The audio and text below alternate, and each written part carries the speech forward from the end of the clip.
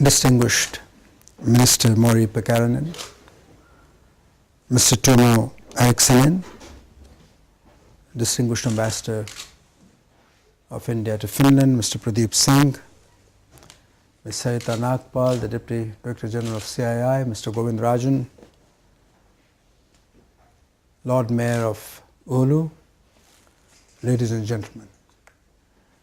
It's indeed a matter of great honor for me to be here this evening in this beautiful town of Oulu and in this great country of Finland. This is my first visit to your great country and I'm delighted to be here. The weather is a bit cold but still bright and cheerful. I bring the greetings of the government and people of India to the people and government of Finland. I'm delighted also to see that I have many friends from India here. This afternoon, I'm told that 18 companies are represented, and this certainly augurs well for the future of Indo-Finnish economic and strategic engagement. After a very comprehensive address by you, Mr. Minister, I really don't think that there is much to be said on the economic front. But if you will permit me, I would hasten to add that this important event, the Global Innovation Summit, has once again had the effect of bringing into sharp focus the range of arguments that are advanced across the global spectrum on what will determine and ensure the competitiveness of economies in a globally integrated economy. We in India believe firmly that if we have to integrate our economy with the global economy, which we must, because that is the logic of the times, we will need to ensure on an enduring basis the competitiveness of our economy. We recognize that 21st century, which as Eric Hobsbawm has often reminded us, was preponed by three transforming changes of the 20th century, namely liberalization, globalization, and technology, must have a lesson for us. And the lesson quite simply is that the future of the global economy, indeed of the competitiveness of national economies, will be determined and defined by technological excellence. And that is why this theme, innovation, and the summit between India and Finland is of particular relevance to us. We recognize also that Finland, although a small country with a relatively small population, is a world leader in the frontiers of technology. It is the world leader in terms of various aspects of ICT. It is a world leader in nanotechnology and biotechnology. It has a fairly wide industrial base. And we in India, who pride ourselves as the largest democracy of the world, with one of the fastest growth rates of economies across the world, and who are also conscious of the fact that the future is within our reach and that we will by 2035 be the third largest economy of the world, are today prepared, willing and determined to gain from an interaction with Finland and to gain from the technological excellence that you have been able to achieve. It is not a small consolation for us in India, and I'm sure for you in Finland, that Nokia employs 13,000 people today in Chennai, in our country. It is really a tribute to the complementarities between the two economies. It is a tribute to the foresight of people who made momentous decisions. It is also a tribute to the resilience of our political ecosystem, that we are able to receive and ensure the prosperity of foreign companies who come to our lands. We have compelling statistics in our favor.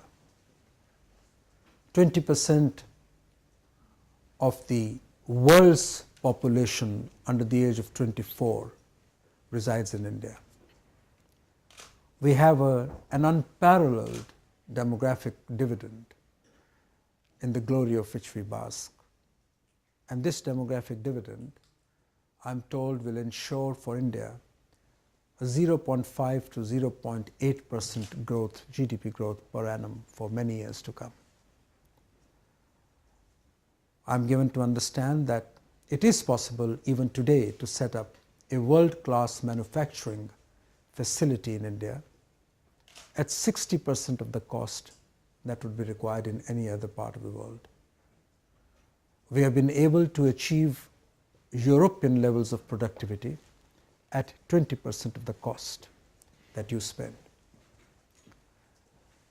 We have the highest domestic savings growth rate, we have the highest domestic investment growth rate. And the reason why we believe that we will be comparatively insulated from the slowdown of the global economy is the fact that our GDP growth is essentially and primarily driven by domestic consumption and domestic demand. And the reason for that is quite simple. We have, by one account, an incremental addition of 15 to 20 million people every year to our middle class. We therefore add in 3.5 years the population of France to our middle class, and every single year the population of Australia to our middle class.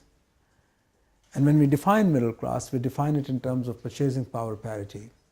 And I'm told that in terms of purchasing power parity, by 2020, India would become the 5th largest consumer market of the world, overtaking Germany. So with these many people, about 350 million people who constitute the Indian middle class, we have disposable incomes and surplus incomes which spur demand and therefore productivity and therefore industrial growth and therefore employment and therefore empowerment of the nation as a whole. I must also tell you that in the 11th plan, we have dedicated 6% of our GDP, which is about $1 trillion now, to education, because we believe that without investing in the human resource, in human capital, we will not be able to be in the front ranks of the countries of the world. Our Prime Minister is personally committed to ensuring the empowerment of all our people through educational excellence, through scientific and technological research, through skills upgradation of millions of Indian people, because we need to get over a strange dichotomy that confronts us. And this dichotomy is quite simply in the fact that while we have a large number of our people who are unemployed, we have very few people who are actually employable. So the deficit of employable people is what we need to address, and we are going to address in the coming 5 years.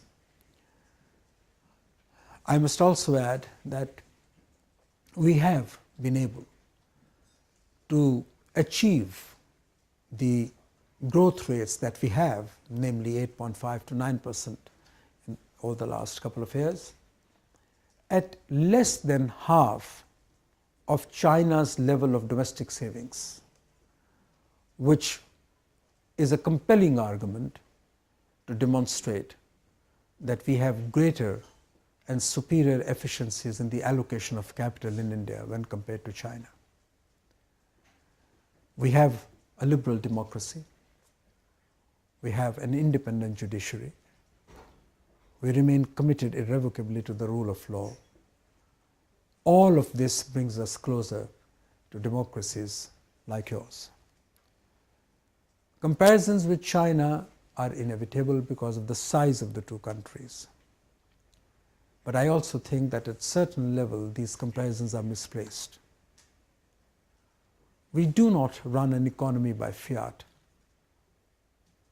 Institutions of libertarian democracy have ensured a qualitative distinction for us as a country and a defining distinction of our economic reform process. It was the World Bank which complimented India's economic reform process as one with a human face, a feat that very, very few countries in the world have been able to achieve. Our syncretic pluralism has defined the institutions of an inclusivist democracy. We have celebrated our noisy democracy as a celebration of differences. We have reveled in a civilizational ethos that has taught us to live in harmony and in peace amongst ourselves. And I must add that despite all the cries and follies and passions of ethnic nationalism, the defining feature of India's nationalism has quite simply been the harmonious coexistence of different faiths, which have all, without being subsumed, been accommodated within the framework of India's nationalism. So the magnanimity of our nationalism makes India a very distinct and a defining democracy. I must also add that for us, economic growth is not an end per se. We believe that economic growth is necessary because in the long run, it is only economic growth that would ensure distributive equities on a vast scale. We do not make a fetish of wealth. We are not consumed by it. We treat this as a means to an end. When we talk of globalization, when we talk of nations living in harmony, it is not something that we learned in the 1990s. This is a part of our civilizational ethos and culture. When we talk of Vasudhaiva Kutumbakam in our language, which is that the world is my home, this slogan was given to us hundreds and hundreds of years ago, and we have lived by that ethos. The reason I'm mentioning these defining features of my country is that without a macro frame of reference, we will not be able to make choices. Choices, after all, are not purely economic choices. These are choices that are preferential choices. These are philosophical choices. These are ideological choices. And this is what makes the choice important. You cannot live in compartments. You live a whole life. And nations, when they interact and engage with each other, also do not take a holiday from history, because it is history that defines what the future would be. And the integrality of the past, present and future, with the past melting itself in the present and the present projecting itself into the future, is something that nations also take care of when they start a journey of relationship with any other country. And it is this whole picture that I am here to present to this very distinguished audience. I do not know how to end my presentation except by saying that India believes not in a clash of civilizations. India believes in a confluence of civilizations. And that is why we are certain to ensure economic growth with social justice and with intergenerational equities in place. We remain committed to the imperatives of climate change. We remain committed to a clean environment, to protection of our environment, just as Finland is. And that is why we say that intergenerational equities demand of all of us here to make sure that the future generations, whose future is entrusted in our hands, is not compromised because of overriding greed. As someone said, there is enough for everyone's need, but there is not enough for everyone's greed. And that, I think, is also a motto that defines the overarching premises of India's economic growth story. With these words, Mr. Minister, I thank you, your government, and the people of your great country for the hospitality extended to me and to my delegation. And I do hope that this would be the start of a very mutually reinforcing and a purposive journey. Thank you very much for your attention. Thank you very much.